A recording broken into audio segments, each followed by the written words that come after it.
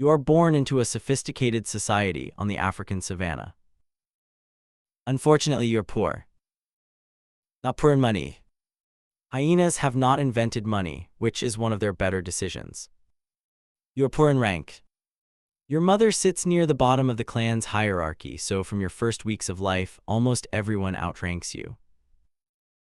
Welcome to childhood as a low-ranking spotted hyena. You begin in a private natal den, usually with one sibling. You are born with dark fur, open eyes, and small teeth already prepared for disagreement. Soon, your mother moves you to a communal den shared by other cubs. It looks like a nursery but operates like a political capital with tunnels. The clan may contain dozens of hyenas, but is rarely all together. Individuals split into smaller groups and reunite as food, danger, and social opportunities change. Researchers call this a fission fusion society. You call it never knowing which powerful relative is about to arrive.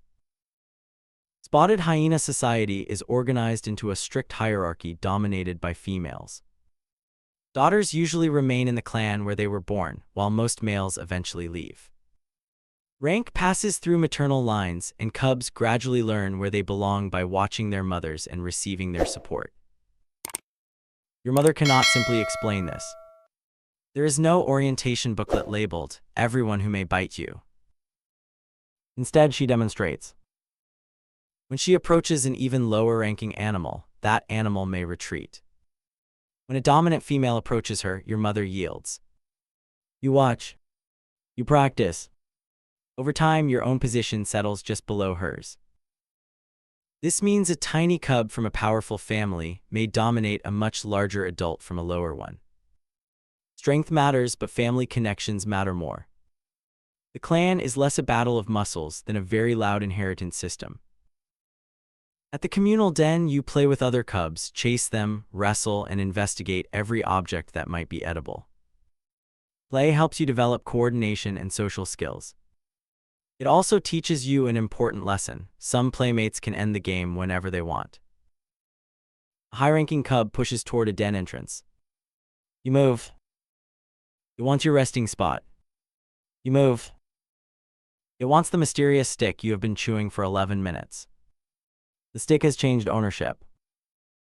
Your mother is your protection. Spotted hyena cubs depend on their mothers for an unusually long time, nursing for more than a year in many populations. Hyena milk is extremely rich, and producing it is expensive. Your mother must travel, hunt, feed, and return with enough energy to keep you growing. A high-ranking mother usually gets better access to carcasses. Your mother often does not. When the clan gathers around a kill, the hierarchy becomes visible. Dominant females and their offspring feed first. Lower-ranking animals may wait, circle, or search for an opening. Spotted hyenas can crush bones with powerful jaws and digest parts of a carcass that many predators leave behind, but this impressive equipment is less useful when someone else has already eaten the good parts. You hover at the edge of the crowd while a cub younger than you enjoys priority service. This is not a restaurant. It still has terrible seating rules. Food access affects more than one meal. Long-term field research on spotted hyenas has shown that social rank can influence nutrition, reproduction, survival, and the success of offspring. High-ranking mothers tend to be better nourished and can provide more support to their young. Low rank is not merely embarrassing. It is a biological disadvantage, repeated day after day. Still, you're not helpless. You learn to recognize clan members by their voices, scents, and appearances. You listen for the long-distance whoop that can summon scattered hyenas. You discover that the famous hyena laugh is not a sign that something is funny. The giggle is often produced during excitement, frustration, or submission. When a dominant animal corners you near food, you release a nervous giggle. The sound is roughly translated as, "I respect your authority and had no interest in that leg." Intelligence matters because clan life is complicated. Hyenas track relationships, remember individuals, form alliances, and notice who supports whom. Studies from long-running projects in Kenya and Tanzania have revealed social abilities that resemble those seen in some primates. You may rank low, but you can still learn whom to avoid, whom to follow, and when two stronger animals are too distracted arguing with each other to notice you collecting scraps.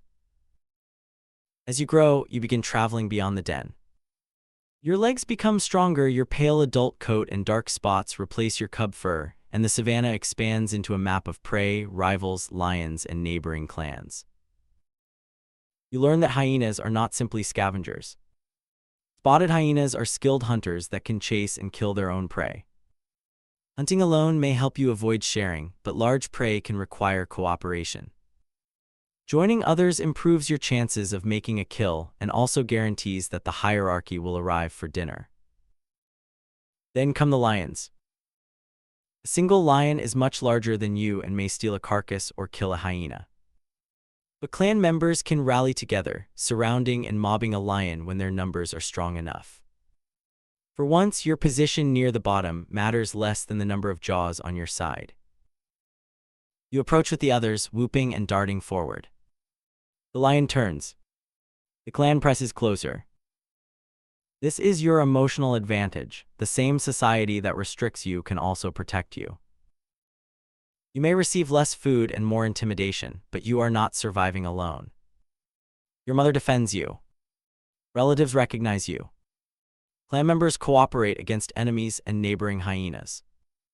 Rank controls access to the group's benefits, but the group itself remains essential. As an adult female, you will probably remain in your birth clan and inherit your mother's low position. Your daughters will likely begin just below you, continuing a social line that can last for generations. Moving upward is difficult, especially while dominant families remain strong. But low rank does not mean no future. You can hunt, build relationships, raise cubs, and use experience to navigate a society whose rules you have studied since the den. You survive not by overthrowing the system, but by reading it better every year. You were born near the bottom, where every meal looked like a negotiation and every older cub seemed to have influential parents. Now another dark-furred cub watches you cross the communal den. It steps aside before you arrive. For the first time, someone else moves.